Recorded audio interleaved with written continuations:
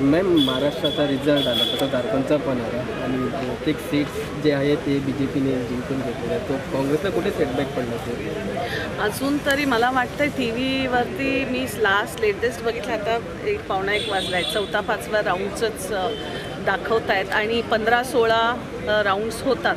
त्यामुळे अजूनसुद्धा कमी जास्त कुठेही होऊ शकतं. पण आज जसं तुम्ही विचारलं, महाराष्ट्रामध्ये निश्चितच जनतेने कौल BJPला दिलेला आहे आणि कदाचित त्यांची ती लाडकी बहीण जी स्कीम होती ती कदाचित चालली आहे असं दिसतंय.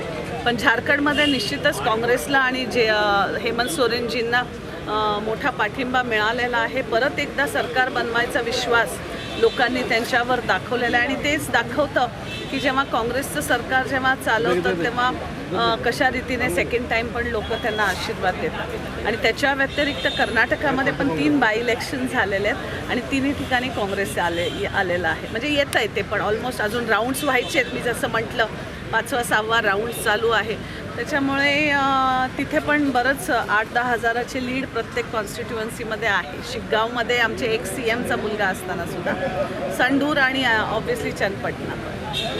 लेकिन महाराष्ट्र में काँग्रेस जे आहे स्टेट लेवल असलं किंवा नॅशनल लेवल असलं, त्यांचे खूपचे BJPचे जे स्कॅम्स आहेत ते वर काढले, खूपचे त्यांचे जे बाकीचे करप्शन्स आहेत ते वर काढले. तरी असताना कुठेतरी काँग्रेस इलेक्शनमध्ये जिंकत नाही. तो कशासाठी असणार?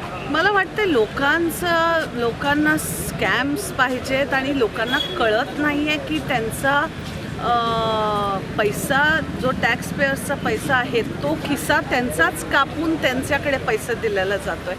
आणि कदाचित त्यांचं प्रेझेंटेशन जे आहे, आजकाल मार्केटिंगवर जास्त हे होत असल्यामुळे प्रेझेंटेशनमुळे लोकांना पण ते विश्वास बसून कदाचित हे केलं जातं आहे. कारण तुम्ही बघितलं असेल तर एक उदाहरण द्यायचं म्हटलं तर पाण्याची बॉटल, मिनरल वॉटर कोणी म्हणत नाही, बिस्लरी दे रे.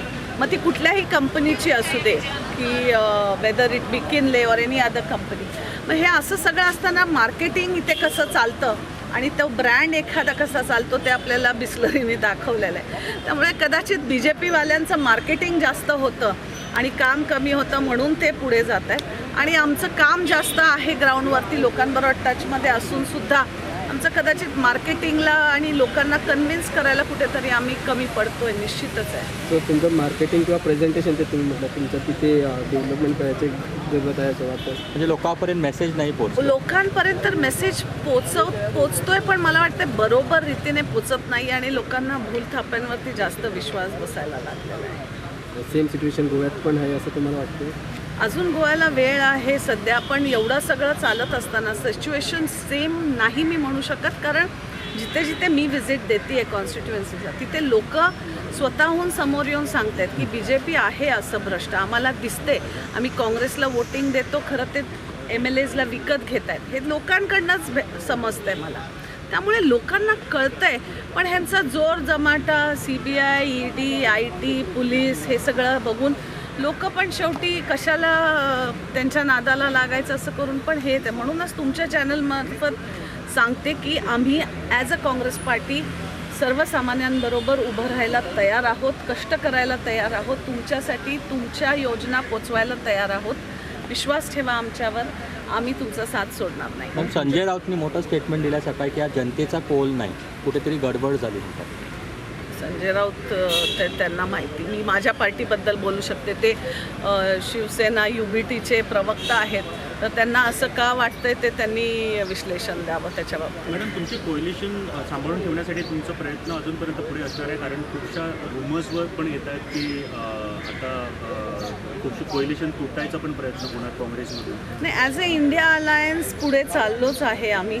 पण आता हे व्हेरियस रिझल्ट्स नंतर जर कोणाला सोडून जायचं असेल किंवा कोणाला राहायचं असेल तर ते त्यांचे निर्णय असणार. पण ॲटलिस्ट राहुल गांधीजींचा हा मेसेज आहेच की coalition will work together as an India alliance only. पण गोव्यात जर स्टेटमेंट तुमच्या प्रेसिडेंटाचं पाहिलं तर ते कुठे म्हणतात की पुढच्या इलेक्शन 40 कॉन्स्टिट्युन्सीमध्ये सीट्स लढवणार, एकटेच जाणार काँग्रेस. कोएलिशनचं कसं काय? लेटेस्ट सी, अजून वेळ आहे या सगळ्या गोष्टींना, 2 वर्ष आहेत. तोपर्यंत कशा घडामोडी होतात, काय होतात ते पुढे बघूया येणाऱ्या दिवसांमध्ये.